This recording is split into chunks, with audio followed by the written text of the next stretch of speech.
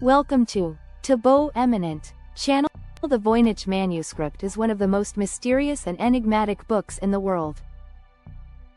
Its origins, language, and purpose remain unknown despite over a century of intense study by historians, cryptographers, and linguists. Here's a breakdown of its mystery. Thanks for watching. Request you to subscribe the channel. The mystery language. The text is written in an unknown script, now called Voynich.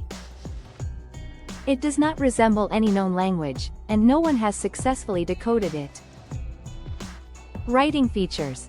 Uses about 20 to 30 distinct characters. Words appear to follow linguistic patterns, like Zipf's law, which makes it seem like a real language. Some words and glyphs repeat with unusual regularity. In a quiet library at Yale University lies one of the most puzzling books ever discovered, a manuscript that has defied explanation for over a century. Bound in vellum and filled with strange, flowing script and bizarre illustrations, the Voynich Manuscript looks like something out of a fantasy novel. Yet it is very real. Named after Wilfred Voynich, the Polish book dealer who stumbled upon it in 1912, this mysterious book has fascinated and frustrated scholars, codebreakers, and linguists alike. The manuscript is believed to have been created in the early 15th century, around the time of the Renaissance, a period known for intellectual awakening and secret knowledge. Written on calfskin vellum and carbon dated to between 1404 and 1438, it contains over 240 pages of content that has yet to be definitively deciphered. Its pages are filled with illustrations of plants that don't exist, star charts with odd constellations, and images of nude women bathing in strange green pools connected by a network of tubes, as if illustrating some forgotten science. What makes the Voynich manuscript so intriguing isn't just the illustrations, but the text itself. The entire book is written in an unknown script that has come to be known as Voynich.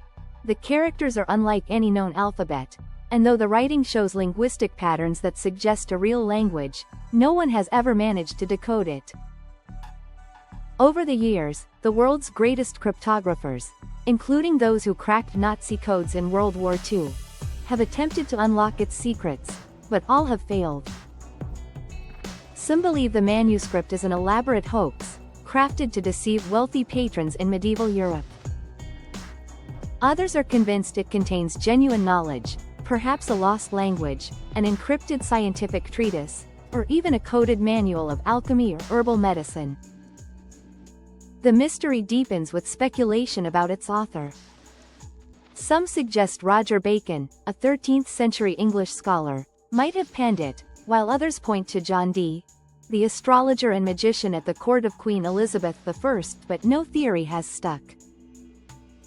The manuscript passed through the hands of emperors, priests, and collectors before landing in Yale's collection, where it continues to provoke debate. Each new technological advance, whether in linguistics, cryptography, or artificial intelligence, brings a new wave of analysis, but so far, the Voynich remains unreadable. Why would someone go to such lengths to create a book that no one could understand? Is it a joke from history, an unsolvable riddle, or a treasure map of forgotten knowledge? The truth remains hidden between its fragile pages.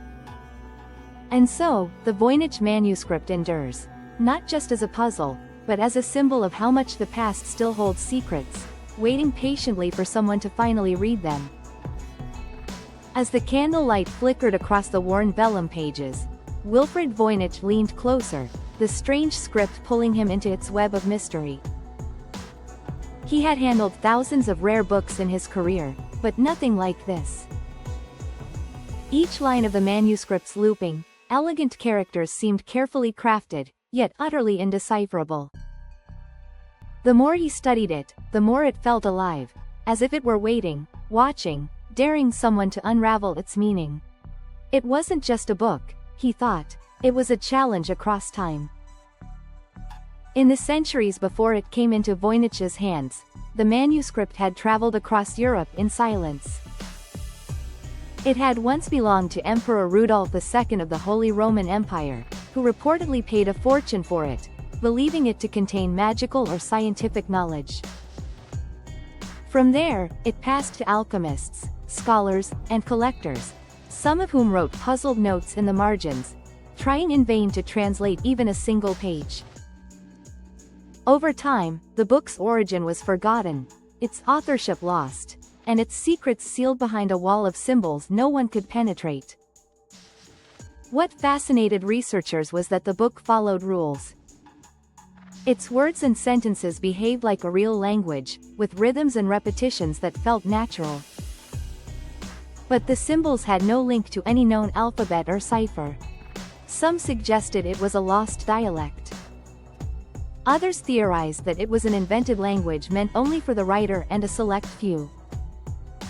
The idea of a secret order, monks, alchemists, or even witches, whispering knowledge only among themselves captivated the imagination.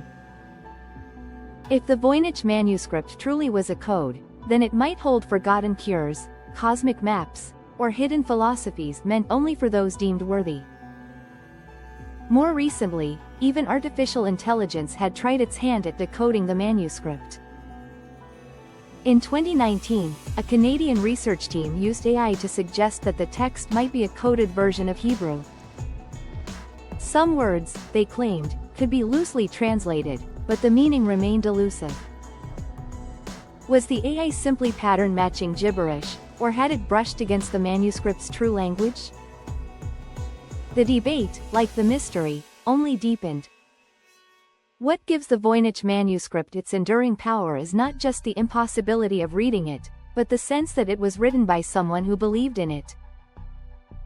The care with which the pages were illustrated, the detailed plants, the precise zodiac signs, the flowing pipes connecting nude figures, suggests a mind not playing a trick, but trying to explain something real, something important. We don't know what they were trying to say, but we feel that it mattered deeply to them. That sense of earnestness gives the book its haunting beauty. And so, it waits. In a climate-controlled case at Yale, the Voynich Manuscript rests under glass, its secrets locked in silence. Scholars pass through its pages with hopeful eyes, each generation armed with better tools and bolder ideas. But the manuscript remains unmoved. It is not simply a book. It is a question, echoing across 6 centuries. What knowledge have we forgotten? And will we ever understand it again?